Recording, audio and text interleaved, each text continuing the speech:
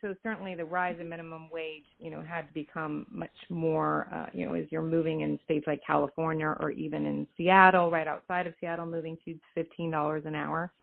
Because fundamentally, when you think of the home care model, okay, it is typically you are paying at least 50% of what you're charging, right?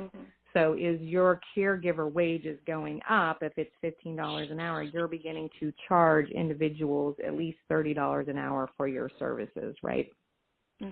So it's really, I think, dealing with clients who are starting to realize that, okay, they're paying much more for, the delivery of home care services, and you're beginning to edge up into that and starting to say, well, this is kind of a very premium level service, right? Receiving care in the home, especially if you're talking about 24-hour care.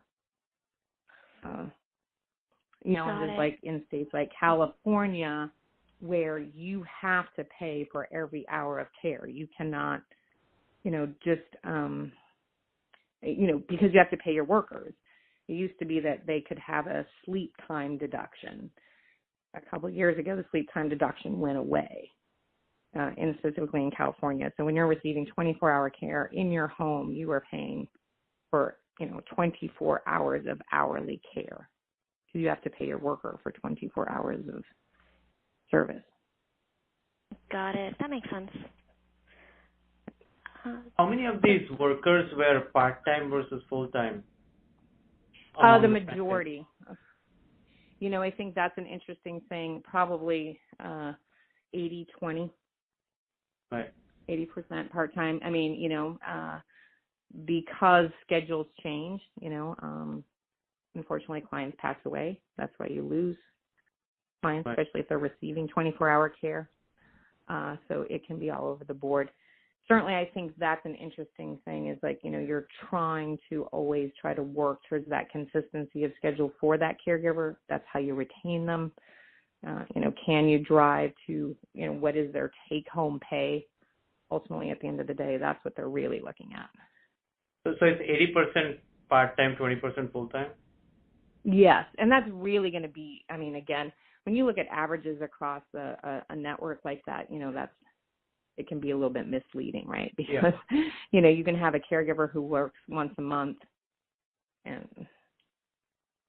just like you can have, just like you can have clients that you're, caring for on a respite basis that you might have once a week.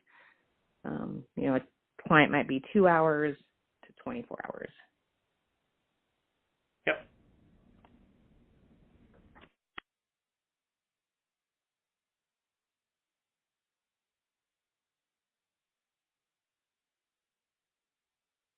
I guess my only other question would be, do you have a sense of how easy it was for franchisees to sell their business?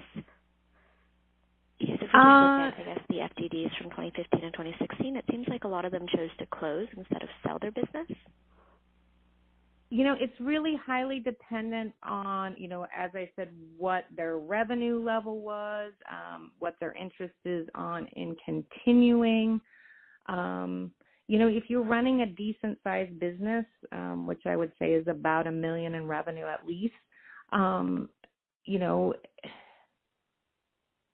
it's definitely possible. If you're below that, it can be more challenging.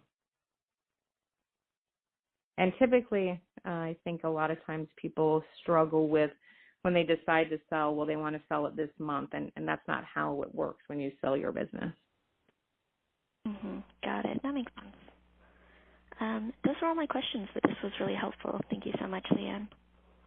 Sure. All right. Thanks a bunch. If we have any more questions, we'll circle back. Yep. Okay. Thank you. Cheers. Yeah. Bye. Bye-bye.